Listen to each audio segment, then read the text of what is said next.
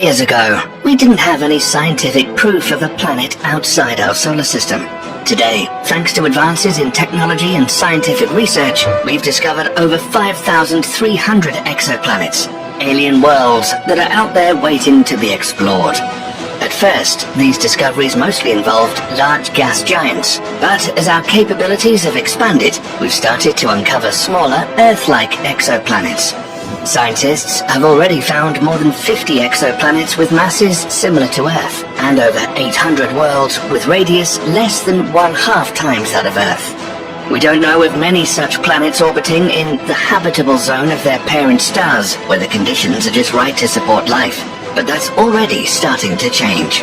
As our search for habitable planets continues, we're beginning to discover entire planetary systems with more than one potentially habitable world.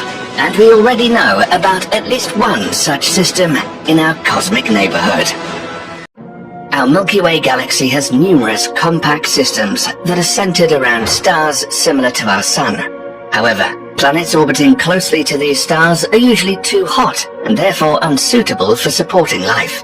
But when it comes to colder, fainter stars, the habitable zone around such stars is much closer. This is Gliese 667. A triple star system located in the constellation of Scorpius, just about 23 light-years from Earth. It contains the first known example of a system where a low-mass star has multiple potentially habitable rocky planets orbiting within its Goldilocks zone. Similarly to Alpha Centauri, the system has 3 stars. GJ667a is a K-type main sequence star and the largest one in the system. This orange red dwarf has a mass of 73%, a radius of 76%, and a visual luminosity only about 12% that of the Sun. At an average distance of 12.5 AU is its companion GJ667b. It's also a K-type orange-red dwarf, about 69% the mass of the Sun, and it radiates just about 5% of our star's visual luminosity. And just like with Alpha Centauri, the most interesting is the third star. Gliese 667c is an M-type red dwarf with a mass and radius only a third of the Sun. It's also incredibly faint, and a comparatively cold star with a surface temperature of 3,775 Kelvin.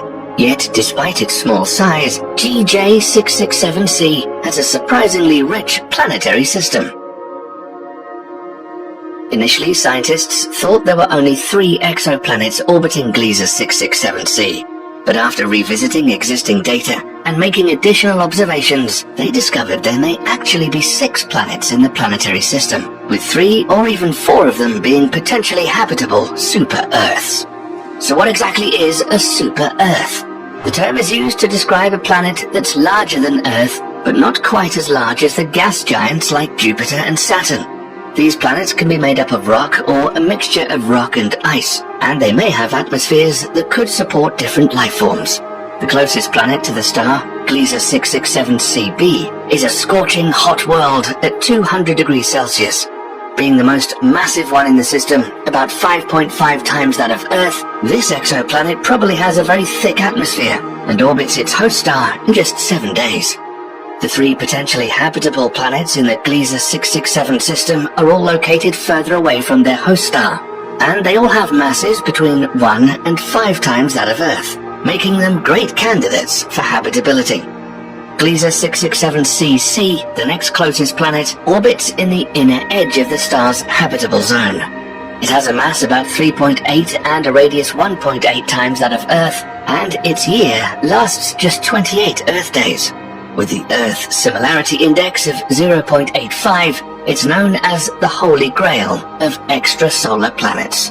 Because of the low energy output, the habitable zone around the red dwarf GJ667c is located very near to the star, ranging from 0.11 AU to 0.23 AU, and is entirely contained within the orbit of Mercury. To compare, Earth is located at about 1 AU from the Sun. Our planet would be an ice world if it orbited star C at that distance. GJ667cc orbits its parent star 8 times closer, at approximately 0.12 AU, revolving around the red dwarf every 28 days. Because of such proximity, the exoplanet is likely to be tidally locked to the star, with eternal day on one side and eternal night on the other. Drastic temperature differences between the two sides probably have a major impact on the global climate on the exoplanet.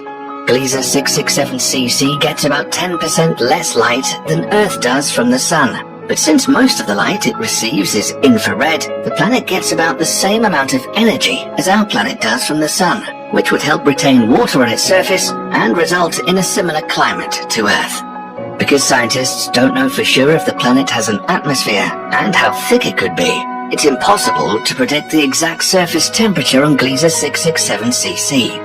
If the planet does have an Earth-like atmosphere, it would transfer heat and equalize temperatures across the entire planet with a pleasant 30 degrees Celsius on the night side.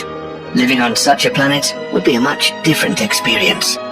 GJ 667cc receives a faint reddish light from its star. The other two stars, Gliese 667A and B, are located at a distance of about 230 AU, much further than the distance between Pluto and the Sun, and outside the planetary system. However, the two other suns would still be seen as a pair of bright stars visible in daytime, and at night they would shine as bright as the full moon, and our Sun would appear as a distant star. Unfortunately, the nearby red dwarf is known to emit flares or intense bursts of radiation and energetic particles up to 1,000 times stronger than the flares on our Sun. This could be problematic for any potential life on the surface of Gliese 667cc, as the planet is located close to its flaring host star. And the strong magnetism of the red dwarf may cause star spots that can reduce the energy output of the star by up to 40% for months, which, combined with the lack of ultraviolet light emissions, would be another issue for the formation of life as we know it. Living on Gliese 667cc would be nothing like what we're used to, also because of how massive it is. The higher mass of the exoplanet means different gravitational acceleration on its surface. This world is rocky, and so the gravitational acceleration would be up to 60% higher than what we experience on Earth. A person weighing 75 kilograms on Earth would weigh as much as 120 kilograms on Gliese 667cc. In addition, a planet with higher mass can hold a more massive atmosphere, leading to higher atmospheric pressure at the planet's surface.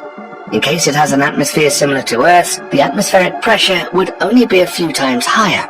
But if the exoplanet has a Venus-like atmosphere, the pressure could be several hundred times greater, equivalent to the water pressure several kilometers deep in Earth's oceans. Despite its location in a habitable zone, Gliese 667cc may not have the same conditions as Earth.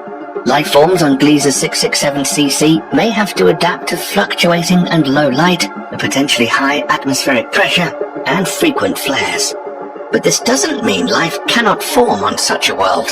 We've already seen examples of remarkable life adaptability on Earth. The two other potentially habitable planets are almost identical. Gliese 667CE and Gliese 667CF are both located farther out from their planet star, meaning they receive less energy. This could make them too cold to support life as we know it. But unlike with GJ667cc, having a thick atmosphere would be beneficial for potential life on these planets, as it would trap heat and maintain favorable temperature conditions. Spotting 3 such worlds in the habitable zone of the same planetary system is extremely rare, but 4 is almost unthinkable.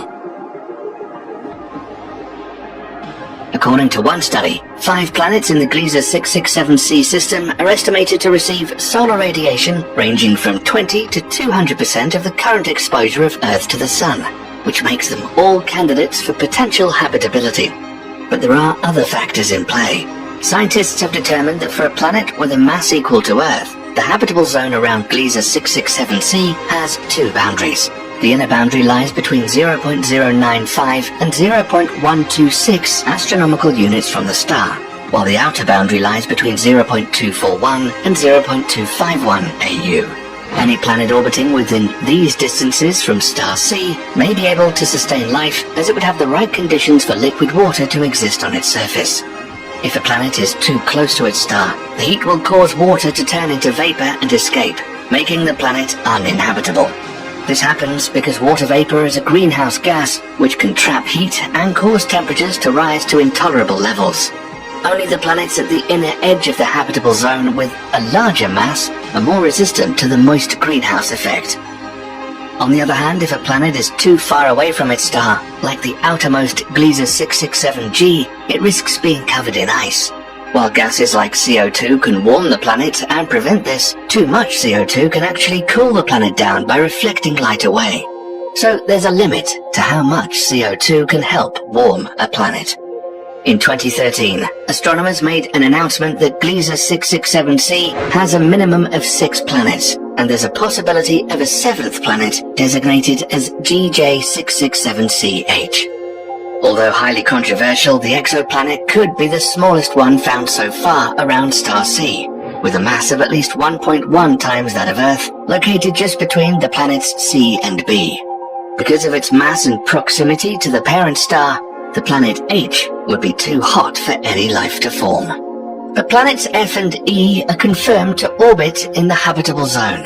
And although the estimated location of the planet D is outside the outer edge of the habitable zone, its orbit is still uncertain. This means Gliese 667, CC, CF, CE and possibly even CD are all potential habitable worlds.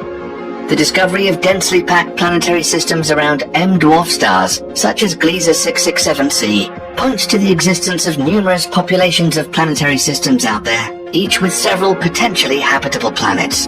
And since M-dwarfs account for more than 70% of all stars in our cosmic neighborhood, the number of such promising planetary systems in our galaxy is likely to be much greater than ever thought.